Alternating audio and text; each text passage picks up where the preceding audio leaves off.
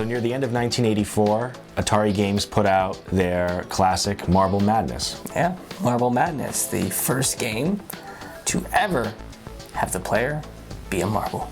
Marble Madness. Really, there's nothing funner than playing with balls. Marbles. Marbles.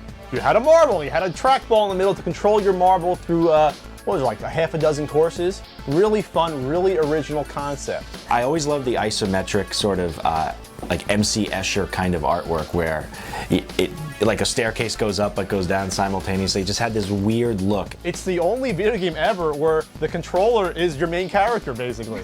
You're a big blue ball, and that's what you're controlling. It's almost like when you play iPhone games today, you know, you really felt like you were controlling what was on the screen. This is probably the most appropriate use of a trackball in a game.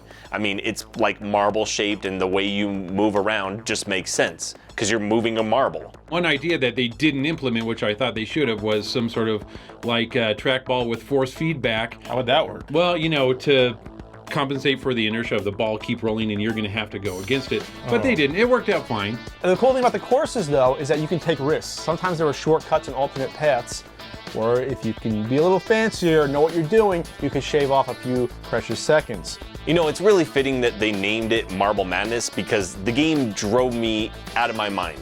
Like, I lost my marbles. As much as I liked the idea of Marble Madness, that game is viciously difficult. It's hard. I like it when the marble dies, it just kind of screams. Who knew?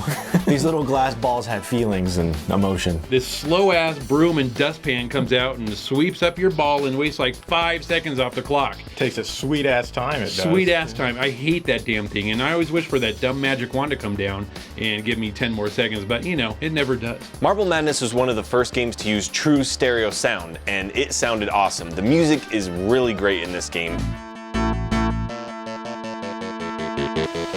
Stereo sound, great soundtrack. Really underrated soundtrack for the time, and experimental, and yeah, it's fun. Mark Cerny was only 18 years old when he designed and co-programmed Marble Madness. A really neat fact about Mark Cerny is that he still works in the industry today. In fact, if you didn't know, he's the lead architect on the PlayStation 4. That's right. He went from programming games to designing consoles. Talk about a big career. It led to decades of marble-related games. Yeah. Thank you, Atari. This would be the first of probably about 10 or so Atari mid-80s arcade games that were all original control schemes. Marble Madness sort of led the way there.